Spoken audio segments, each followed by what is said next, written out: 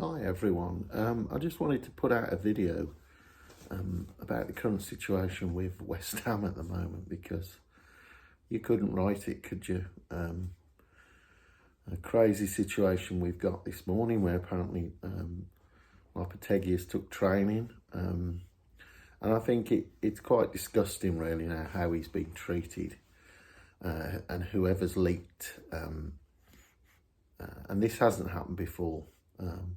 Okay, we focus on our club. I don't know if other clubs have the same number of leaks, but it really does leave a bitter taste in the mouth, because it just spoils things to me. You know, it should be a watertight ship and there shouldn't really be many leaks, and it's frankly embarrassing and disrespectful to Lopetegui, whatever we might think. You just wouldn't treat someone like that. So under all this intense pressure now, he's going into the game with Villa. It's ridiculous to give him that pressure. And apparently, Tim Steidten has had an interview with Graham Potter, and apparently we're waiting on his decision. Well, if it was me, I wouldn't wait any longer. I've not been enamoured by Lopetegui's football at all, but I did see a slight improvement when we played City. Yes, we led in the goals, but there seemed to be finally a little bit of cohesion and passing between the players. We seemed to be a little bit better. The passing was better. We had more threat, we had pace.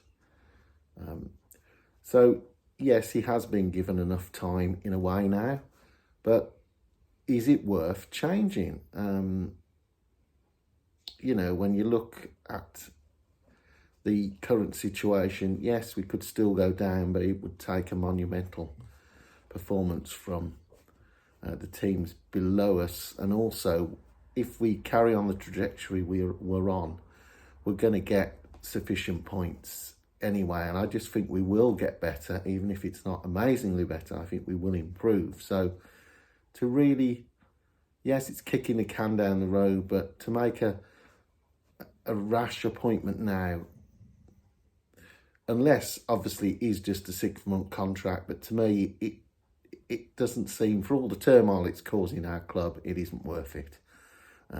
Let's get to the end of the season and then evaluate, and maybe he does lose his job. I mean, currently, yes, there's not much more improvement. He will.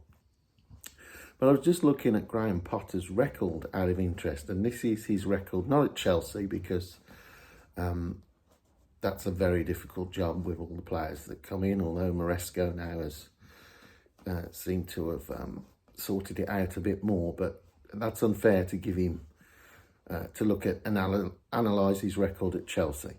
So I'm just looking at Graham Potter's 3 and a bit seasons when he was manager of Brighton. And so if we look at his first season, he was appointed 20th of May 19, the 1920 season.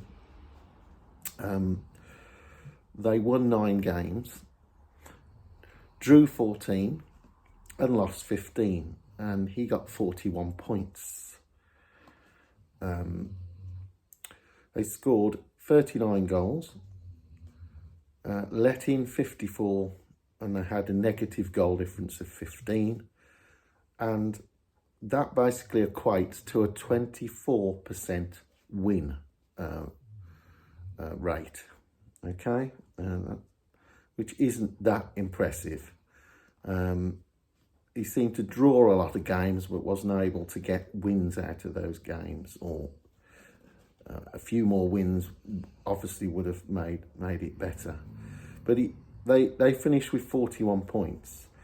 And the following season, and arguably you, as a chairman of Brighton and hierarchy at Brighton, would expect to see an improvement. Well, there really wasn't. They finished I think they finished a place lower. They finished 16th in the 2021 season, but they almost mirrored. They basically won the same, lost the same, and drew the same games. Won 9, drew 14, lost 15. They got 41 points. Now, they scored 1 goal more than previous season on 40, and he had improved the defence slightly. They'd let in 8 less. They'd let in 46, and they got a -6 goal difference. But again, a 24% win percentage. Now, in his final full season, were the significant improvements slightly, but arguably not that much. He improved on the win percentage, so he won 12.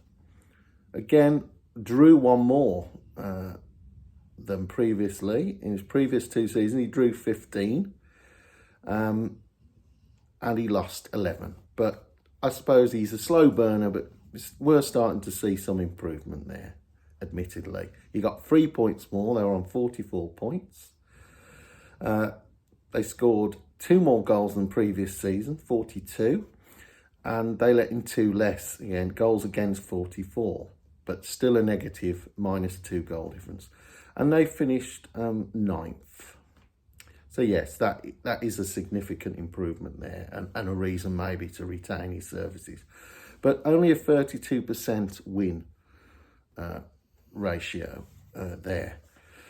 And then when we look at he played 6 matches in the 22-23 season before he was poached by Chelsea. But then that's when he seemed, whether he would have gone on to be so successful, but it looked like he got his blueprint finally sorted. And this is why sometimes we're very quick to not give managers enough time. They were obviously very patient with Graham Potter because they could have easily have pulled the trigger a lot earlier than that. They stuck with him. He had a 3 or 4 year contract, and it started to bear fruit, because if we look at the 22-23, the 6 matches he played, he won 4, drew 1, he only lost 1. He got 13 points. They were currently 4th at that time, and they'd scored 11 goals, let in 5. They got a positive +6 goal difference and a 67% win rate. So I suppose if there's lessons learnt here, it tells chairman and other senior hierarchy to sometimes hold on a minute and don't panic. And hence, this is why I think it would be a bad decision. It looks like now Lopetegui will go, but it's a bad decision, I feel, when you look at these these statistics. I mean, if we look at Lopetegui, he's got 23 points now. As I say, it looks like we will be safe. And sure, I think there will be some improvement. Even if it's not what we expect, there will be some improvement. I don't think we're going to get relegated. So really, to act now it is stupidity. And when you look at his record, currently, it's on a par, if not the same or slightly better than Graham Potter's, who we want to appoint now. Yes, he did finally improve, but it doesn't fill me with massive positivity. And he has been out the game a long time. It looks like he's quite good at maybe getting draws. Maybe he can stabilise us. I don't know. But all I'm saying is, does it really fill us with massive excitement when you look at those stats? And also, I'm pointing out the reason maybe the fact we're not going to go down, to hold on. Yes, it will if it's really poor, but don't forget we did that with Moyes and suffered terrible football for nearly 2 years. Would it be worth, at the worst, it'll be awful, but I think we'll stay up. Then they can decide to change. But it shows with Potter, maybe, that if you give him time, maybe he can turn things around. But I don't think he'll get the chance anyway. So anyway, all the best, and just thought I'd just give that perspective on things. Come on, you Irons.